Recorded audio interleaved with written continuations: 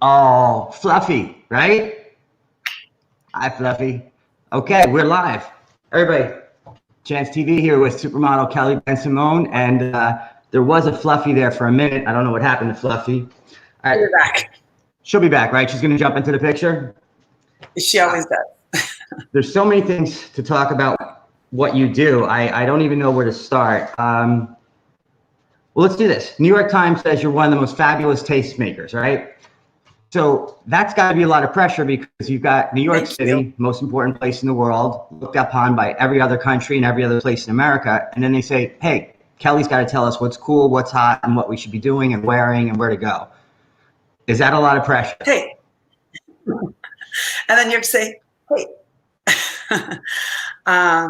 I mean, I think that, first of all, I really appreciate the New York Times calls me that. That's like such an honor. I mean, it's the New York Times, and when they give you the stamp of approval, that's pretty incredible. Yeah, that's validation. There isn't pressure to be curious, and there isn't pressure to show and share everything that I see and that I'm aware of. It's just in my DNA, and it's kind of, it's you know, how I've always lived my life. I mean, when I was, you know, young, I had the fortunate ability to travel all over the world and work with the masters of the universe. And then when I was, you know, working in the magazine industry, it was my job to celebrate those masters of the universe. So it's really kind of what I do every day. It's the genesis of who I am. And I love, you know, most people are like, don't tell your secrets. I mean, yesterday I was at a friend's house and she had the most beautiful vintage jewelry. And I just love showing my friends and fans all of the beautiful things that I have access to. I did see that. You showed like 20 pieces, the necklaces, the rings, the bracelets. That stuff was exceptional. Yeah, today I'm wearing a vintage Cartier necklace. And then this is another vintage necklace with this gorgeous medallion on it. I mean, it's just like unbelievable. It's very Talitha Getty, very that 70s Moroccan souk chic vibe. Beautiful. With your face, hair, and body, that's exactly where it should be. So nice work there. Thank you. I watched you do, and this is something I've done, so I really can relate to it. You did the All Access New York Fashion Week with KKB. First, I love that when you signed KKB. That's very cool. When you did that, a long name, so it's like I've always abbreviated it forever. My nickname is Kiki. I've had my nickname since I was, 18, and I've just always referred to myself as KKB because it's just like so much. And Kelly sounds like it's Kelly, so it's just better to be like casual and for people to know that it's just me. KKB is very powerful because KKR is the most powerful investment bank in the whole world, pretty much. So you're like, a derivative of that. You're the one behind it, probably. There's always a woman behind some powerful guy. You're the woman probably behind KKR with the KKB. That's right. Yeah, exactly. I started that with him. I was like, I definitely should use your initials. But that's funny. When you did the Fashion Week thing, I remember the first time I went in the Fashion Week, I had no idea what to expect. You came in as a fellow celebrity, so there really wasn't the different class levels like I had. But anyone really surprised you in a positive way? I actually love that. And Fashion Week, being the host of All Access for Cheddar and for News 12 Plus was just so great. I mean, the number of people that watched that were, in the billions. So that was just such a huge opportunity for me. And it was just so fun for me because, I know all the designers and I know all the models and I know all the editors. But, for me, the best part of that was introducing these, newcomers who are creating the new normal for us. And they're called bloggers, and just introducing them to, the front row and, all the celebrities that are sitting there. And, nobody likes to help the new kid on the block. And so it was just fun for me to go up there, and I had the camera and I was just like, okay, this is Laverne Cox and this is so-and-so and this is the designer and this is what's happening. And so that they felt like they were a part of it and not just, the new kids on the block. Like a little new spectator hiding in the back, trying to get a good view. Yeah, but they're all with us. I want everyone to, be one big party, one big family. I think the great thing that you brought to it was when someone goes in there, a lot of times they have a few questions and there's that little bit of awkwardness. And then there's the speed factor of everything's going on 110 miles an hour. The designers are worried about the clothing. Is the clothing on the right model? What's happening? But you had a friendship element of knowing them. So instantly it's like, here's Kelly, what's going on? Tell me what's happening. And you're right into the chemistry of we're friends, we can talk, and in 30 seconds we can kill it. And that's what I saw when I watched it. I mean, I grew up, you know, with all of those designers and those editors, and whether I was a model, when I was modeling, and then, you know, when I became the editor of Elle Accessories, you know, I was, you know, helping them celebrate all of their, you know, incredible talent. So I've just seen them in so many different ways. And so for me, I really appreciate that. We are friends, and I want everyone to know how great they are. And I also want to include everyone that's around me so that they feel like they're a part of it. And for the viewer, I want the viewer to see something that they wouldn't be able to see from somebody else.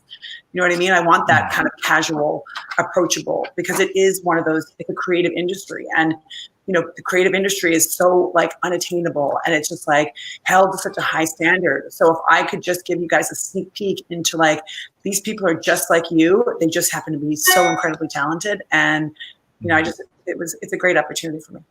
I love it. I think it was said on the clip, you have like 9 people, managers, publicists, everybody. And they sent me something, and one of it said the backstage of the backstage. And I really like that it wasn't just the, you know, idiot from Access Hollywood with a note card, 5 questions, what inspires you, and what are you going for this season? 8,000 people hear that and they have that. You came in with a totally different approach, which was fun. And you made them more approachable, more enjoyable, and more, you humanized them. It wasn't just, oh, I designed this, you see my name, you know, at Bergdorf or whatever, which is probably bankrupt by now. But killer job on that. Now, let's go back to when... I wrote this book for Astoline, actually for the Metropolitan Museum of Art, called American Style. And basically what it was culminating all the photos of the people who have worn these designers from, you know, the turn of the century to now. And that the most important thing about that book was that it was the women that were wearing the clothes who really made these designers who they are. And I also, you know, really appreciate the women, the socialites, the celebrities, the editors, now the bloggers, all, you know, I appreciate the whole industry as a whole. And so as opposed to just being like, oh my God, hi, I'm so excited to be here. You know, what's happening today? I actually have seen their designs and worn their designs, you know, for the past 20 years of my life. So I know a lot and I want to share a lot. So that's kind of, you know, that's been exciting for me. Well, I guess it's kind of like the government's way of, to catch a thief, you hire a thief. You want someone to do an incredible interview backstage at Fashion Week. You hire a true model, a true socialite, a true celebrity, and then they're going to get the best results. And that's what happened. That's sweet. That's sweet. Nicely done. To catch a thief, you got to hire a thief. To catch a Kelly, you got to hire a Kelly. So when you were a little 15-year-old KKB, you were modeling and you did tons of covers. Elle, I mean, that's amazing. Shape, obviously, you were always in great shape. Here's a quick question that I've asked a few people, like Paulina Poroskova had a lot of answers about it, and some other girls, Carrie Otis and Frederique, and a whole mess of modeling is so different between Photoshop. I know you're not old enough to remember, but they used to airbrush pictures. Somebody had to like spray paint like a graffiti artist and say, oh, maybe Kelly was out too late the night before, or she didn't wash her hair properly, or her whatever, she's got a little blemish. Now it's just, boom, give Kelly a beard and give her a third eye, and some dude in Disneyland does it. And then you've got all the high definition phones, high definition computers, TV. I remember when TV went to 1K and the news broadcasting world and all the Entertainment Tonight and all lost their mind because the people became people. They look like Frankenstein. Compared to how perfect they were before, there's no more putting Vaseline on the lens. It's like, this is what you look like, and you have to deal with it. How did that change for you with modeling, where maybe you could have gotten away with a little bit more of, I had a crazy night, to now you just walk down the street and everybody has a 1080 definition Apple phone that could film a movie that literally could go into the theater. There's no escape. True. True. You're like, shit, true. I think that's what's given me like another wave of success is that I look exactly like I look. And so when people see me in real life, they're like, oh, you look exactly the same as you do in pictures. And so that is something that I really appreciate, compliment, but it's also, you know, I do take care of myself. You know, I love, you know, dressing up and wearing clothes. So for me, it's not like there's no like two lives. And you know, I remember being that model when I was 15 and having like tons of acne, and they would like put all this makeup on me, and people were like, you don't look the same. And now, you know, whether you saw me on television or you saw me on a cover or you see me walking down the street, you know, people know that's me because they know exactly what I look like. Well, thanks to your parents for those genetics. But people take pictures of me that aren't so flattering either. So sometimes I'm like, Every person in the world is blinking, sneezing, twitching, doing something, going like this, and those are the ones they want. Yeah. But Kelly, that's a compliment because you are someone that is so hard to get the bad picture of. That's why the nutballs out there are trying so hard to find that one. Because if you just watch someone on video, if they're on TV, frame by frame, there are transitions and you can just screenshot it. There's no one. I mean, you could put the best actor in the world on and they're going to look like a nut during one of those transitions. But it's an honor for them to be looking that hard. And I've seen you. We've met many times. I've never gotten to interview you. I got to interview so many different people from your group of, you know, those Housewives special people.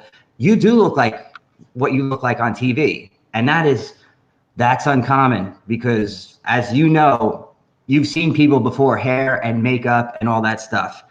There are some, there are some serious magicians out there with what they can do with these people. You know, I mean, 2.5 hours.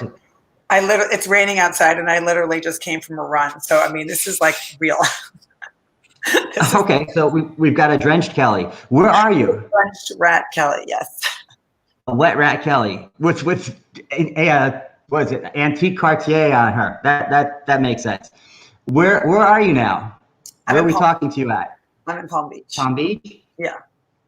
Not a bad place to be quarantined. All right, let's keep going because there's so much about you that's important. All right, let's talk this because I'm always asked about this. I work for a TV show that's in Europe called RTL, and they are obsessed, of course, with beauty and aging and all that stuff. But they always want to know about the people in America who are in the public eye and their views on plastic surgery. Do it, don't do it too much. Are you willing to just do dermabrasion, maybe get a peel? From what I've been told, you're pretty au naturel. You haven't had stuff. I mean, you'll wash and Olay and all that crap, but. Yeah, for your face, I mean, that's just like an absolute no-no. I mean, you have to be so careful. I mean, obviously a little, you know, Botox to like, you know, make you, you know, have less smile lines. But I kind of, you know, I like my smile lines. I like, you know, everyone's like, you have crow's feet. I'm like, I have crow's feet because I smile a lot and I'm really happy. And I'm grateful. I have a great life. That I have. I like my crow's feet. They're like, each one of them is like, okay, this is from my youngest daughter. This is my oldest daughter. This is from that really fun night. This is from this. It's kind of like the storytelling on your face. So I think you have to be really careful to like how you age gracefully. And I mean, listen, I'm not going to stop people from doing what they're doing. And if they like dermabrasion, if they like all these peels, if they like all this stuff, you know, whatever makes you happy, do it. But I really encourage people to take care when they do things like that, because can be really, really, really scary. And you can change the quality of your skin and it's never going to come back. And the thing is like, as women get older, you know, they're going to have menopause and their skin is going to change so much as it is. So I just feel like if you eat well, drink well, sleep well, and enjoy your life, your face is like it's like your best asset. So why would you want to start,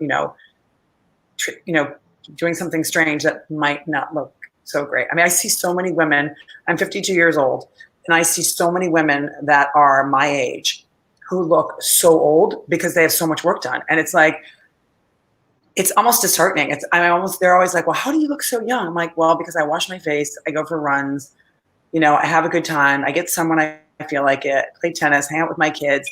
And I'm not like stuck to being under a hat and, not having a great time. And, I love my dermatologist, but I'm not a victim to him. It's like he makes me a better version of myself, but he's never going to change me because he likes the way I am too. So that's another thing. So be mindful of the people that you use to, work on you. I like what you said, and that is so true. I'm sure, given your presence on Instagram, you see a lot of the girls on there. They all look the exact same. They might have different color hair, but they have a expressionless, puffy face, even in their 20s, of so many fillers, so much Botox, so much everything. The lips are up to here. Everything is unnatural, and they're in the tens of thousands. Because I have to talk to them sometimes, and I look at them and I go, like, it's freaky. And they get the followers, they get whatever, but like you were talking about before, just with like all this new technology, now we are seeing, we're doing these, these Instagram lives, we're doing a lot of these Zoom calls where we really see what these people are looking like. You can't, I don't have like a whole setup with like lights and everything like that. And like, I'm like literally in the living room. So, it's even worse now because you are seeing so much. And so people are, so concerned about their flaws, but, one person's flaw is someone else may just love that. And so, what happened to the character of all these amazing faces? What happened to that? I don't. Right, the character's gone.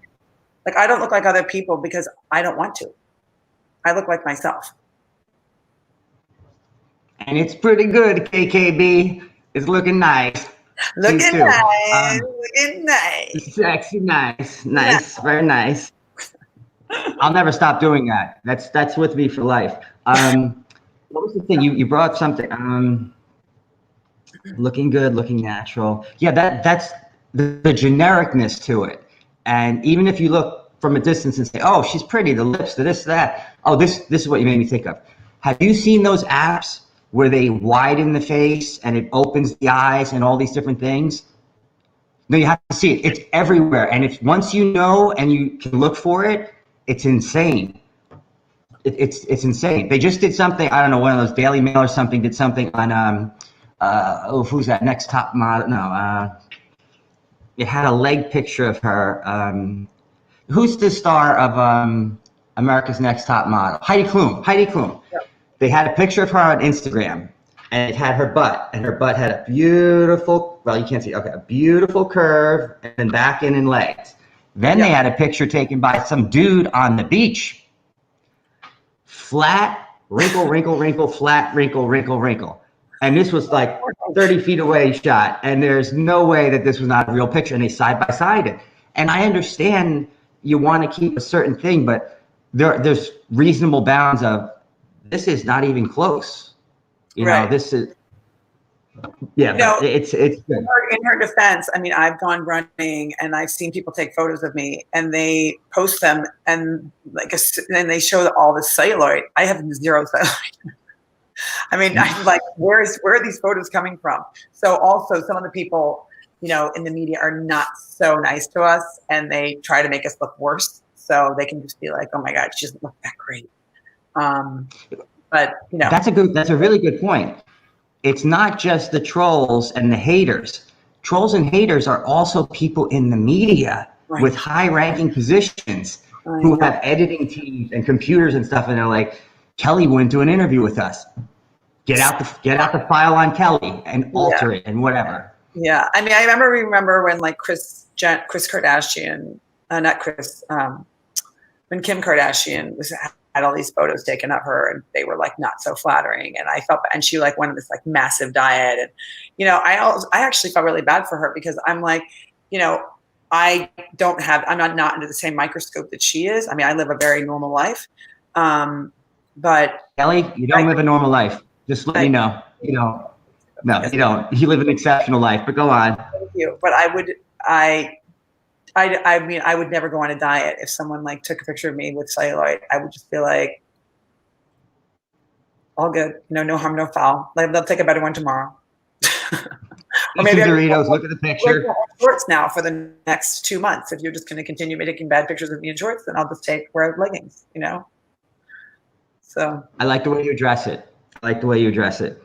My only problem one time was when I was in LA, I found this amazing lady who was as good a tailor as anyone. It was kind of like an inside thing. A lady behind a dry cleaners. You wouldn't even know.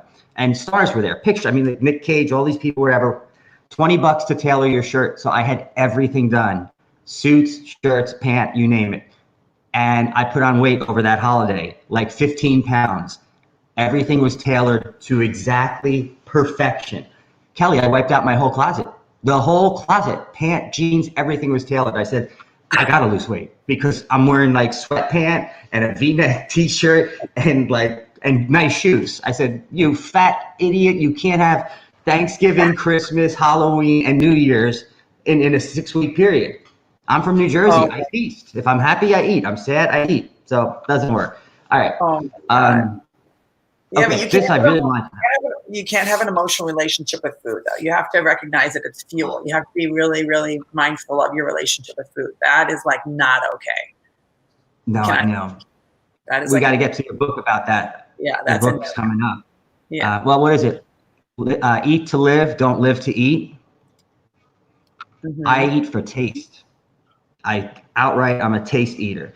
Okay, now this is amazing. About that.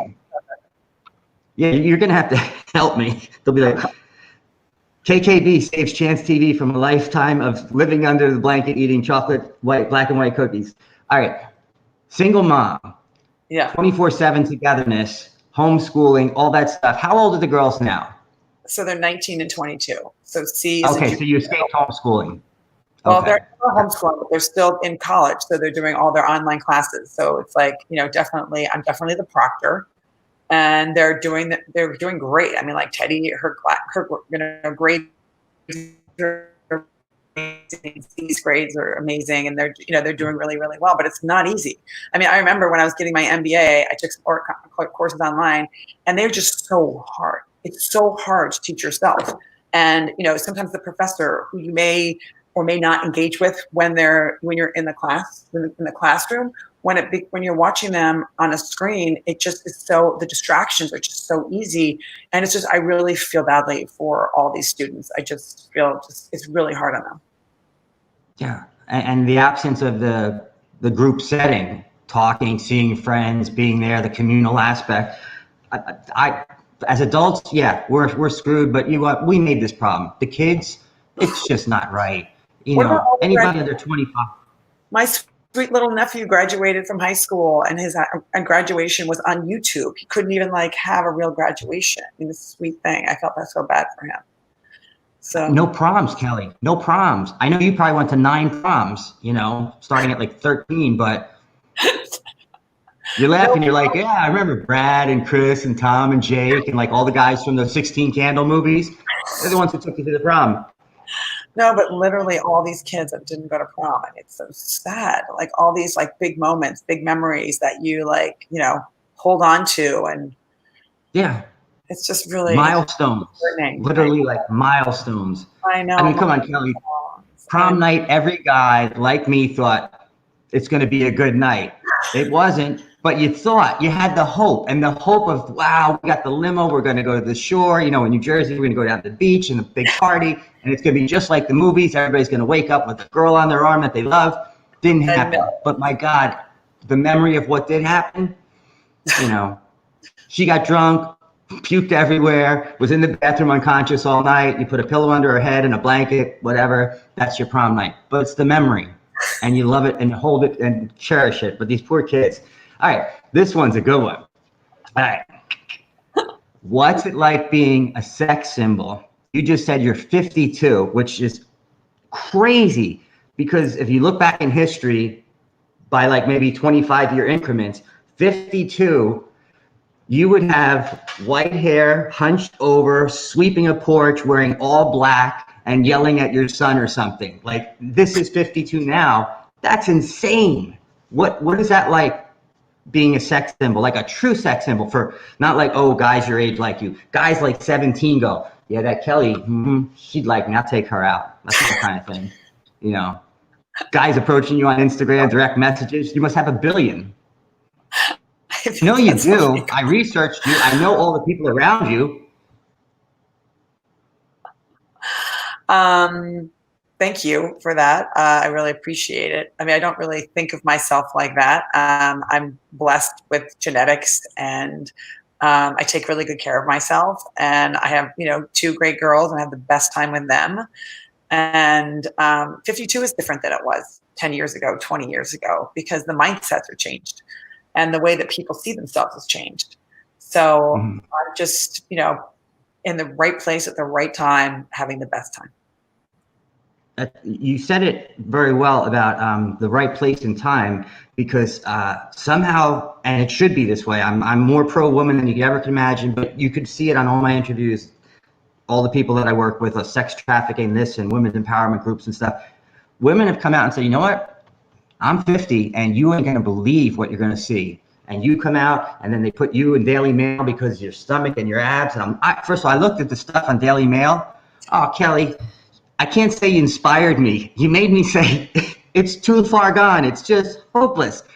She looks like this.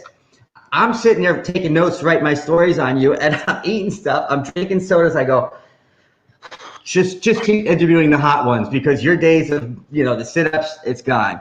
But you and like J-Lo getting out there, it's just telling the world, 50, 40, whatever, if you feel a certain way and you look a certain way, that number has nothing to do with it. Nothing. Now, this was the other thing I thought of. Your girls are, I mean, you're also, you went to, what was it, Columbia you went to? Yes. Mm-hmm. Columbia, okay. So we have an Ivy League 52-year-old model. That doesn't happen. Your daughters, obviously highly intelligent, but is there anything where they say, oh my God, look at mom. She's hot, she's 52, she went to an Ivy League school, she's accomplished so much. Sometimes in families, there's the thing of, how am I ever going to either impress her or do something on the same level? How did you work with them with that? Because I had that with my father. He achieved so much. I said, I can't do anything. I'll never impress him. I'll never catch up. I don't really think like that. I mean, my kids are my legacy, and I do everything for them because I want them to have a better life than I had. So I push them and I encourage them, and I've taken them everywhere with me, whether it's on photo shoots or wherever it was. I've taken them all over the world, and, that's made them, open-minded and broaden their horizons, and they see things in a different way, and they're really good at, acclimating and assimilating, and they're just really easygoing. I mean, it's like they could be maybe the most, incredible people or the most simple people, and they're exactly the same. They have a lot of integrity, and they've done, we've done so many things together, especially with charity. I mean, we've worked in so many different ways, and I think that that's really, it's not only the travel, but the way that they have respect for the people in their neighborhood.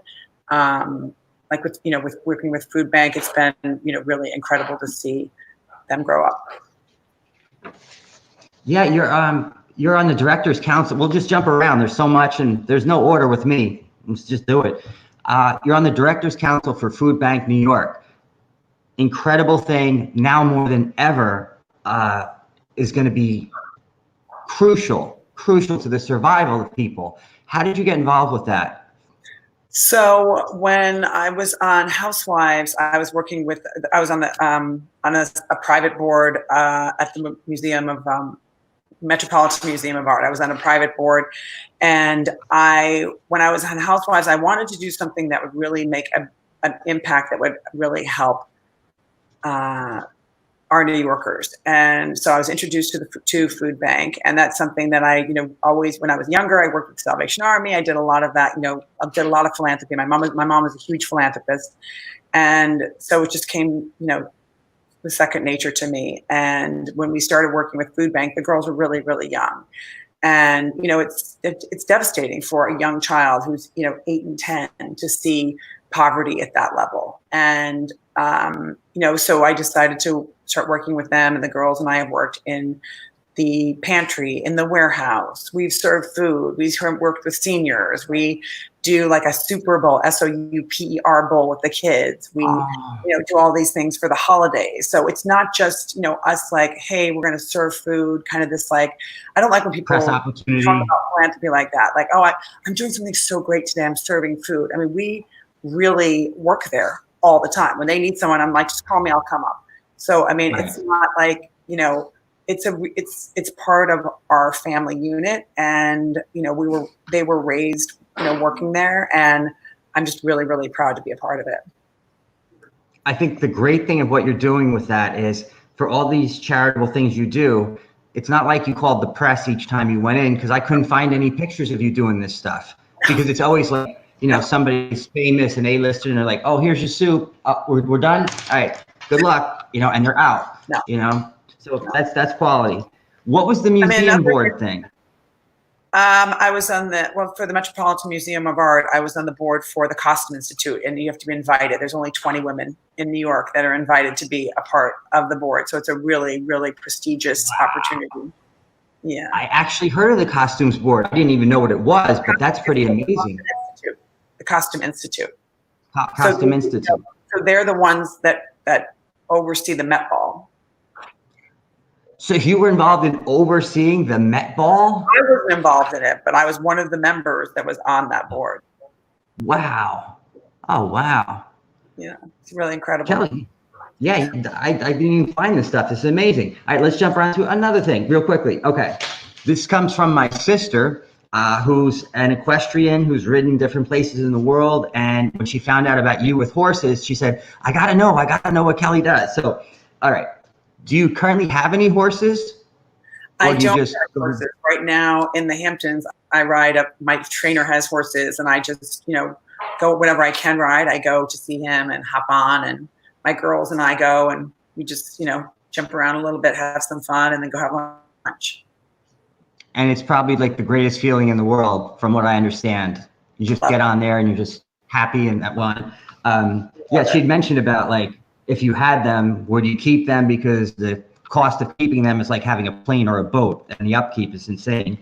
Now, have you ridden? Yeah, it is, but it brings so much joy. I mean, it depends. Different people like riding horses for different reasons. For me, I just love the fact that you're just like not thinking about anything else, but just being with an animal and doing so many unbelievable things. I mean, some of these animals that I'm riding are like, north of 500 pounds, and I'm able to, work with them and jump them. And it's really, really incredible. But I've fallen a lot, and I've, had a lot of, bad things happen. But, at the end of the day, I've, learned so much from them, and it's just a beautiful experience. Right. Especially a thing like you said, you have this, they may be sweet and beautiful, but they're a monster, and you're on them.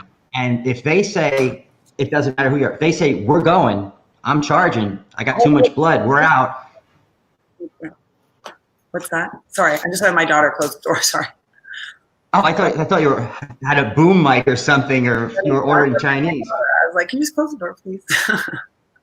Now, just when you're riding that monster, if they decide we're going, you're going. So the ability to have that relationship with a horse of that size and say, we're just going to have a really nice run, that's impressive. Have you done it in the ocean? Let me rephrase that. Have you ridden a horse in the ocean? I did one time in Cabo San Lucas. Yeah, it was incredible. And I lost my phone, and I was just like, who cares? I'm like, I'm so happy to lose my phone. Yeah, I'm with this beautiful animal in the water in an exotic place. Yeah, my sister sent me a video from, I think, Turks and Caicos, riding almost up, just the horse's head barely above. And I said, I would do that, because I'm afraid of horses, but I would do that. And it just seemed like a bucket list thing. I can't imagine how great that was. And that's probably how all those crazy pictures of you wound up on the internet. Some island guy found your phone and called TMZ. Hey, Zach, I got BENSIMON's phone, KKD, 50,000. All right. Let's see. All right. Horses, this, that. Oh, about falling real quickly. You've been riding forever, right? Mm-hmm. Okay. My sister said when she was younger, she never worried about a fence, of course, or anything. And when she fell, boom, she kind of got back up. But now she doesn't bounce anymore when she falls at her age. Do you find the same thing, that going down, it's not the same like when you were 20? I mean, it's just kind of like when you're skiing. It's just like you have to tuck and roll. I mean, you're just going to fall. You're going to fall, and it's like if you just are like limp, it's going to be hard. Not as much of an impact as if you tense up. So it's like I've fallen so many times. I'm just like, okay. That's what went wrong. It's those falls, Kelly. I figured it out. That's where the damage came from. It's not genetic. It's okay. We got it. We got it. I'm gonna buy you one of those super inflatable things. You've seen those? Like when the fall happens and you puff into a ball. I'll get you one of those. I'm gonna get it, Kelly. That's what you need to do. The KKB equestrian airbag. That could be another business for you. Make a fortune. Okay. I see. All right. History of writing. Somebody knows how to write. You get out of Columbia, Hampton's Magazine. Then you help this one I want to hear about. Niche Media create Gotham Magazine. That thing was gigantic. And then we can get to the other stuff. What was Hampton's and what is it? Gotham Magazine like? Hampton's, it was great because, it was I just graduated from college and it was my first job writing. I was still modeling and they gave me so much to do they call it magazine. They call it a book. And they gave me so much to do because I had access to so many people. So most of their writers had just come out of, college, but I knew all these editors. So I could just, and designers. So I could just literally ask them questions or call them and be like, hey, can I get a quote from you? So they just gave me, the more work I did for them, the more responsibility they gave me. And, I was like making $100 a week. But it was just such a great learning curve for me. And then when we started Gotham, it just was like, just a natural progression because I already knew everybody and I knew the format and the structure. So that was really exciting. And then I wrote a book I wrote my first book, In the Spirit of the Hamptons, for Abilene, based on an article that I wrote for Hampton's Magazine. And then I wrote my second book for the Costume Institute at the Metropolitan Museum of Art called American Style. Right after I was the editor of Gotham. And then Hachette, Elle Magazine, saw that, I could do this kind of work and the scale and the amount. And they asked me to be the editor-in-chief of a new magazine called Elle Accessories. And so I was the editor-in-chief of Elle Accessories. I was the fashion director of Gotham, and I was the fashion director of Hampton's Magazine. So I was responsible for more content than any other editor. Well, you were roughly 3 editors. You were. It was 3 editors, full time. But you're good with that pressure. It seems like looking at your CV or whatever, you respond to more pressure, more success, more results. Well, my dad always says, if you want something done, give it to a busy person. But it's also, I appreciate that, but the reality of it is that it was all in the same wheelhouse. So it was just like I was doing one thing for one person, one thing for another person. I'll put that there. I'll do this here. It was just kind of like, what was good for the demographic. And it was great too, because then, for like a magazine like Hampton's, which has a great demographic, but maybe a smaller circulation, it was great because I could bring in, different designers, maybe higher end designers that they wouldn't have access to. I could bring those in because I had the Elle Accessories to work with as well. So I was able to help the younger designers and the more established designers in totally different demographics. So they had a lot of diverse eyeballs. That's incredible. And I can see by the way you're explaining it that you had a vision for everything of like, it's a chess set and this is going here and there. My question to you, because I did something kind of similar to what you did. I used to do finance. I moved to Hong Kong right after college. No business school. My dad's like, you want to learn business school and finance? You move to Hong Kong. You make $1,000 a month. You're going to work every day. Sunday, you can wear jeans and a t-shirt. Literally, they're like, Chance, we work Sunday. You can wear a t-shirt. I'm like, dude, I'm from New Jersey. I don't even work Saturday. I don't work when I'm here. You want me here 7 days? You're like, and then if you fell asleep at your desk working all night and you took your extra shirt that everybody had an extra shirt in their desk to change and then just start working again, that was the sign that you had become one of them, where you were unconscious at the desk. But my question to you is this. You have all these things in chess pieces for these different magazines. How was it with getting it done? Because you then had a staff around you. Were they able to, because I find sometimes you say, okay, this is what I need, here's how I need it, here's how it's edited, and then it all comes back wrong. And everybody tried really, really hard, but the execution of all your ideas, was it really hard doing that with all the different people? Because the staff level must have been very high in number. No, I didn't have really that high of staff. I had two people that worked for me on Hamptons. I had an assistant that worked for me at Elle. Then I had a personal assistant that worked for me to oversee everything. And then I did it. But, you know, like most editors don't necessarily do all the work. I mean, I was just there doing it. And I mean, I also had like a short window. I had young kids. So it was like when I went to the office, I had like 6 hours to do whatever I needed to do. I mean, my first issue of Elle, we were early. And most magazines are late, and we were early. And I mean, I got in trouble for it. I actually got in trouble. Punished. How dare you get everything done flawlessly ahead of schedule? That's it. You get detention. I don't understand that, Kelly. I'm going to ride now. I got to go. I'm done. Work's done. Bye. What did they say? Like, you're saying you're in trouble. What did they say? Like, we're not ready to accept the project yet. You're too ahead of schedule. Right, because you think about it. If I could do so much work, volume of work, and I was early, that would make them have to work harder to finish up what they were normally used to doing in so many days. And so I was doing it in like, 75% of the time. So it's like an assembly line. Kelly's ready and the other people aren't. Now they got to play catch up and you're making them look bad. Right. Oh shit, Kelly. So okay. I learned a lot about that. And like, you have your MBA, so you know this in business. It's interesting. It's like, it's not always like about being the most efficient person. It's about being the team player. And I learned that as a valuable lesson. So then I ended up, really trying to be more of a team player.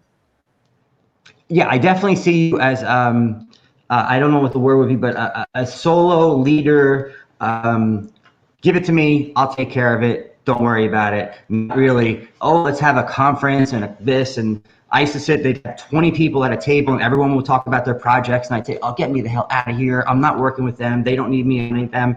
I see you as like, hey, Kelly's got it. I'll see you in 3 days. But I also, I hired a lot of great interns, and every single assistant that's ever worked for me, I would like after they only are allowed to work for me for a year. And I always say, like, go through, my database of people that are in my contact list, and whoever you want to work for, I'll connect you. And now she's a big job at Univision, and they all have really, really great jobs. So it's really also that's part of who I am. It's not my job necessarily to lead, but it's also my job to teach. And if they're going to work for me, I want them to be better than me too. Wow, that is extremely uncommon, to be generous with your Rolodex, which doesn't exist anymore, but it's actually important. want them. It's important. It's important to establish trust with people that work with you. It's really, really important. And then especially when I was doing so much work in the magazine business, I mean, that was really crucial that I had people that were working with me that really I could trust and that they could trust me. And then, later on working in the entertainment business, I mean, that kind of mindset really helped me a lot because the people that were behind the scenes working for me, I trusted them so much and they trusted me so much that, I could just go off and do what I needed to do. Wow, you found some good ones. I've been blackmailed by my own staff in LA. So yeah, no, I have special people. Yeah, it's that's a whole nother story. Okay, so I can make you hot. And I'm not saying that to you, you're already hot. I'm saying, tell me about I can make you hot. So when I retired from Housewives in 2011, I wrote my first health and fitness book called I Can Make You Hot, which is an acronym for Healthy Options Today. And I wrote this book for two reasons. First of all, I wanted to create a cookbook that could, have all my mother's recipes in the book that would be part of my legacy. But I also wanted to write a book that really kind of highlighted the world of being healthy and happy. And, I just come off of a television show where I was berated for being a model and I was berated for being fit. And I just wanted, my fan base to know that there's nothing wrong with being the best version of you. And to just kind of, teach people that, may be in a slump or are wondering like, if I only lost, I heard that so many times, if I only lost 5 pounds, if I only lost 10 pounds, if I only did this, if I only. And so I really wanted to write a book that kind of addressed those, well, when you do X, Y, and Z, everything else will, start to play out. You keep saying the 5, 10 pounds. I have gained and lost the same 10, 15 pounds about 20 times in the last 10 years.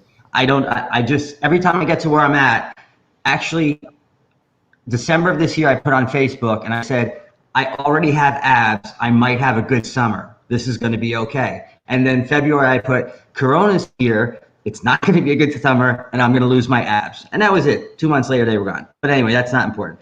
All right. So I like how you say that about the people and I can make you hot. And I love how you were celebrated on the Housewives for being fit and beautiful and a model. It's really nice.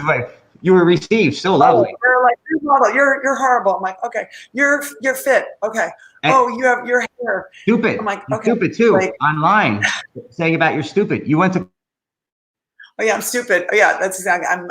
It's bad that I'm a model. It's bad that I'm fit. It's bad that I'm, I try to help other people. Yeah, all those things are just terrible, horrible, horrible.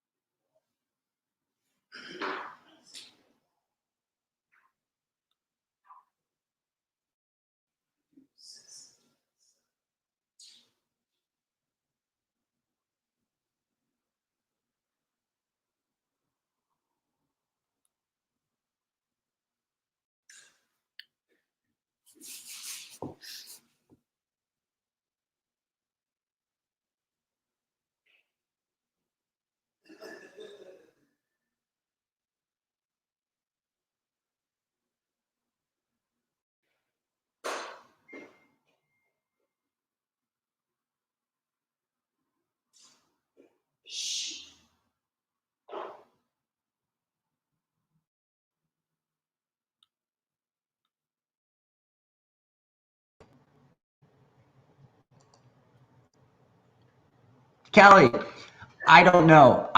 It's not uncommon, but with all the people doing this, the bandwidth is so tapped that it's crazy.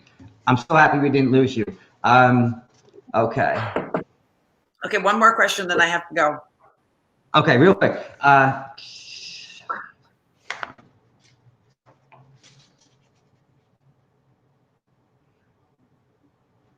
Ageism. Any experience with ageism?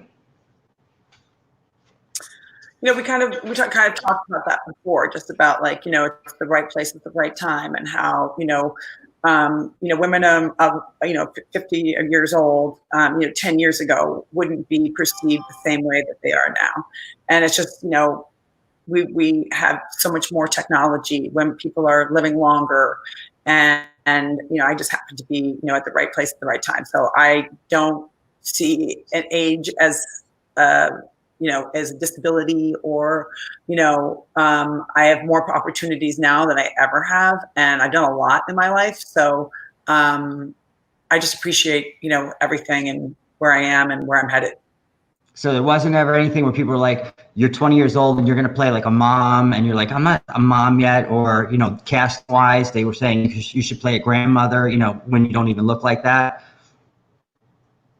I've played a mother in a couple of movies, and I've played, different kinds of people, different kinds of, some sexy, some, editors, some, all different kinds of characters. It's been fun. And they were age appropriate though. They weren't, pushing you into a pigeonhole thing of putting you as an older person when you're younger. No. Nope. No. Perfect. But when I looked young too, so it was like I didn't, it's like when I was younger, if they would maybe put me in a position where I was like supposed to be like, a soccer mom, I didn't really look like a soccer mom, so that was really You are the worst soccer mom ever. My God, they'd go nuts if you ever showed up with their little white sweaters and their green this and whatever. And here comes Kelly, glammed out.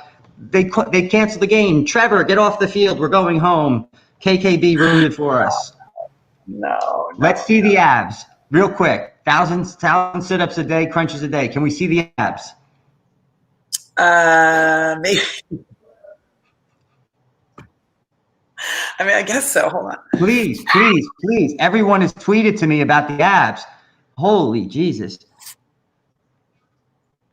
Dude, that's not normal. That's not normal. Are you sure you didn't go to Venezuela and have some ribs removed and suck out some fat? No. So you've got all your ribs. This is on camera. Kelly has her ribs she was born with. Yes, I have all my ribs. Okay. And you're not like eating placenta, sheep placentas every night and pack with the devil? No? No. Wow. No, last night I had pork with grilled pineapple. I had these delicious mahi fingers today with carrots today for lunch. No. Okay. All right. So I'll take your word for it. The exceptional result, but it makes sense. The stomach matches the face, matches the hair. Things turned out well. Tell everyone where they should go check you out and what you're doing. Because I know you have the blog we didn't get to talk about. You've got your podcast. You're on like your 6th episode, which is hysterical. Blah, blah, blah. You know, Kelly, whatever. Blah, blah, blah. Well, I created this awesome. podcast with my daughter because the president of Louis Vuitton told me that if the 14-year-old daughter and the 40-year-old mother buy the same product, you have a brand. And I'll never forget that. And so when we were here in COVID, I was thinking during quarantine, my daughter is with me, both of them are with me. And so I'm just like, we need to really create content, A, for ourselves, but B, people want to know what she likes and what I like. And some of the things we like are the same. And so that's just great for branding to, I'm trying to support small businesses while we're, in quarantine, because a lot of people are like, I have, my business is going out, I'm going bankrupt. And so we've been really proactively supporting a lot of businesses. And so that's why we started the podcast, and we were having the best time. We're having such a great time. Yeah, you can see that as soon as it starts. It's like, this is going to be awesome, and they are truly enjoying themselves. And it's not like you have this. Yeah, they're fun. She's fun. She's got her own sensibility, and she's not like me. We're totally different. Yes. I think it's really great for parents to let their kids. But she has great personality and great character, and it just, with you there, I don't know, it bounces and then it blends. It's perfect. What site should people go to check you out? So you can find me on obviously Instagram, Twitter, Facebook fan page, LinkedIn, YouTube, Kelly BENSIMON. I'm wherever you guys want to find me, you can just go on and find my name. The two things though that I really wanted to talk to you about, first of all, with my youngest daughter, when I was on Housewives, philanthropy was such a big conversation with the Housewives. And so I took my youngest daughter to Haiti to work with Generosity Water and Operation Blessing in the Mayo Clinic. And we built all these wells, and she was so incredibly young. And it was just incredible, the opportunity of being on Housewives and affording me the luxury to go to places like Haiti and to actually really make an actual impact, because, water is a life source. And so that was just a really, spectacular opportunity for me to be a clean water advocate, for her to be a clean water advocate at 14 years old, 15 years old. I mean, that was just such a game-changing opportunity for us. So I really appreciate that. That's and incredible. Then just working in real estate has been so much fun. Everyone's like, well, how do you do all these things? You do so many things. I'm like, I actually don't. When you're an editor, your lens is different. I mean, so maybe, okay, I'm a model and I can, I was on television, I can do all these things physically, but mentally, I see things through a certain different lens than most people do. So, and I was, raised with a different aesthetic. And so the way that I do things and the things that I recognize beauty in things so quickly. And I think that's what's been great for me in the real estate industry, and why I've been so successful, is that instead of just doing it like everyone else, just like trying to sell people things, I'm showing them what beauty looks like. And so people are gravitating towards, all the things that I have on my Instagram and on my MailChimp and on LinkedIn, and because I'm so excited about, new development, and I actually know so much about the business, and because I always have. So it's not like it's a new frontier for me. And and I also love the opportunity for men and women who come out of, difficult situations, financial situations, and can, make money for their families. I mean, I think it's an amazing opportunity. As long as you pass the test, you can really do a lot. And I've had so much fun filming $1 Million Listing. We're having the best time. It's hilarious. So that's been super fun. And it's just like, even working with those guys, they're like, Kelly, they're like, no one's going to realize that you can, work with all these numbers. And I'm like, well, I don't need people to realize I can work with all these numbers. All I want them to walk away from is how beautiful or amazing the amenity were, or just, oh my God, I love that space. That tile was great, just to inspire them to dream. And so that'll like trigger them to like maybe later on, want to buy something. Yeah, I saw totally, you're a real estate disruptor, and you have all these different things you set up. You did a unique feature with social media. You did sales meetings and insider peek into the real estate world. Real Estate Thursday highlights the latest developments. But 2 videos you posted from March to September 2018 got over 1.5 million impressions, and far more by now. That's an insane number for a topic such as real estate. That's normally tens of thousands if you're lucky. You're at almost 2 million. How did that feel, knowing, I mean, that's recognition of your ideas? I mean, I'm an editor. I'm just, instead of, focusing on a shoe, I'm focusing on an apartment. I'm just using my editor lens to sell real estate.